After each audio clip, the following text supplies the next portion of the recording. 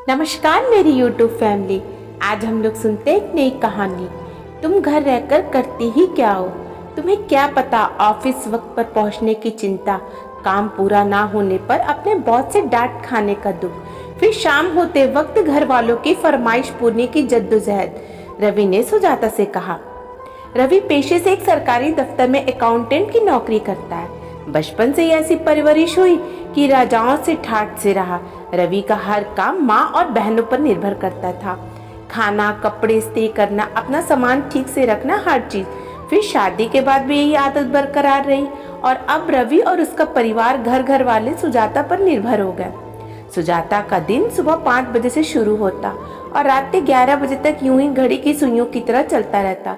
फिर भी घर में मिठाई आए या कोई मेहमान आए तो सब मिलकर बैठ जाते थे और सुजाता को भूल जाते थे, ऐसे कि जैसे देखकर भी किसी को अदृश्य समझ लिया हो।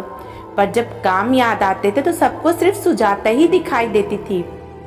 सुजाता सोचती, काश एक दिन में सचमुच अदृश्य हो जाऊं। एक दिन सुजाता ने रवि से कहा, मेरी तबीयत ठीक नहीं है, क्या कुछ दिन माँ के यहाँ चली जाऊं? थोड़ा आराम मिलेगा। यहाँ तो दिन भर कोई ना कोई काम लगा रहता है। रवि, तुम्हें यहाँ काम ही क्या है? क्या तुमसे खेतों में मेहनत करवा रहे हैं या कुएं से पानी ढोने को बोल रहे हैं? और तुम्हें जाना ही है तो अपने घर तो जाओ। कौन सा तुम्हारे बिना ये घर नहीं रहेगा? सुजाता को रवि की बातों का बहुत दुख हुआ। पूरा दिन खुद को अनदेखा करके इस घर का कोना कोना सजाती हूँ, फिर भी इस घर में मेरी कोई नहीं सुनता। सुजाता ने भी गुस्से से कहा, ठीक है, जब कोई काम ही नहीं है तो मेरे जाने में कोई दिक्कत नहीं है। वैसे भी इस घर में सबके लिए मैं अदृश्य सी ही हूँ, सिर्फ काम के वक्त ही लोगों को दिखती हूँ। रवि ने झुंझलाते हुए कहा, ठीक है, जाओ, तुम्हारे बिना भी चल जाएगा ये घर। सुजाता ने मन बना ही लिया, अब तो 1 हफ्ते की बजाय 1 महीने तक नहीं आऊंगी। सुजाता अपने घर चली गई। रवि ऑफिस से वापस आया तो देखा घर में सब सामान इधर उधर बिखरा पड़ा था। माँ सोफे पर सिर पकड़े पर बैठी थी। रवि ने रोज की तरह आवाज लगाई, सुजाता पानी देना, चाय भी चढ़ा दो अदरक वाली, माँ भी पिएगी। रवि की माँ सावित्री जी ने कहा, बावला हो गया है क्या? सुबह खुद ही तो बहू को उसके घर छोड़कर आया है। रवि को काम के चक्कर में याद ही नहीं रहा कि सुबह गुस्से में जो बड़ी बड़ी डींगे हाकी थी, अब उसका नतीजा आना शुरू। रवि, अरे भूल ही गया था, छोटी चाय बना लो जरा। छोटी भैया, मेरे तो पेपर शुरू है, कल से मैं पढ़ रही हूँ, माँ को बोल दो। सावित्री जी, अरे मेरे तो पहले ही सर में दर्द हो रहा है, सुबह से इतना काम करके मेरी कमर ही दुखने लगी है। रवि को खुद ही चाय बनानी पड़ी। जो कभी पानी भी खुद से लेकर नहीं पीता था, आज वो ऑफिस के काम से थक कर भी चाय बना रहा था। माँ और छोटी ने जैसे तैसे खाना बनाया और रवि को आवाज लगाई खाने के लिए। सुजाता तो कमरे में ही रवि को खाना दे आती थी, आज खुद उसे नीचे टेबल तक जाने में लंबा रास्ता लग रहा था। खाने को देखकर रवि बोला, माँ ये कढ़ी बनी है बस, तुम्हें पता है ना मैं बिना चपाती नहीं खा सकता कढ़ी, कोई दूसरी सब्जी भी नहीं है। सावित्री जी, बचपन से आज तक तेरे नखरे उठाए हैं, जो बनाए खा लो, इतने स्वाद चाहिए तो बीवी को नहीं भेजना था ना मैके। छोटी भैया, हम भी तो खा रहे हैं, आपको पता भी है, पूरे दिन से लगे हुए हैं हम। रवि को अब खुद पर गुस्सा आ रहा था, कभी सुजाता की कमी उसे इतनी नहीं खली। रवि ने खाना छोड़ और अपने कमरे में आ गया। आज कमरे में ना पायल का शोर था, ना चूड़ियों की आवाज। एक तो खाली पेट, वैसे ही रवि परेशान था, ऊपर से यह अकेलापन। खुद ही तेल की शीशी उठाई और सिर पर मसाज करने लगा।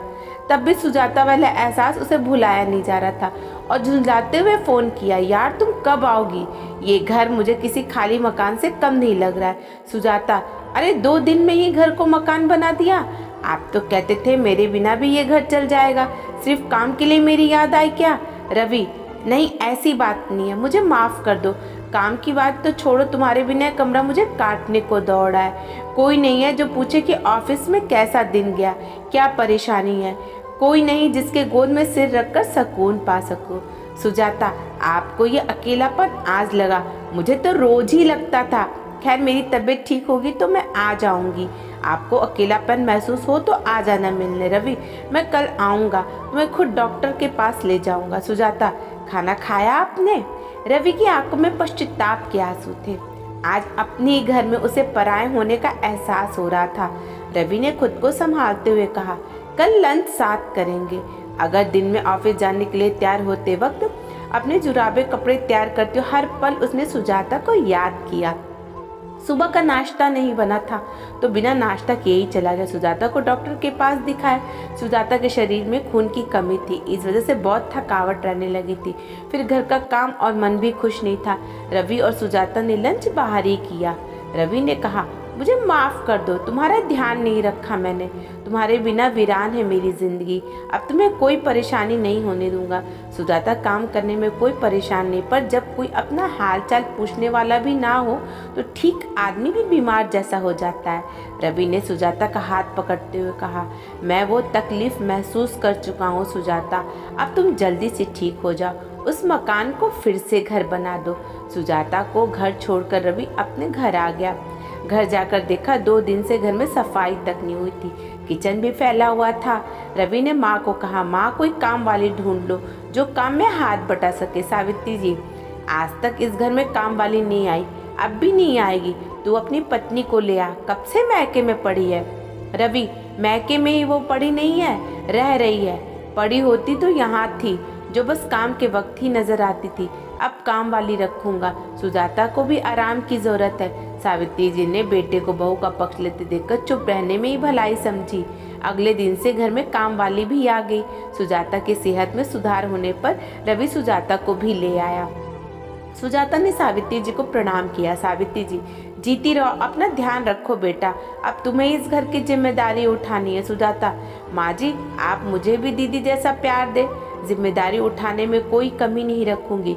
सावित्री जी, हाँ बेटा, घर तो बहू से ही होता है, बेटियां तो चली जाती हैं ब्याह कर। रवि सुजाता का सामान कमरे तक रखने गया।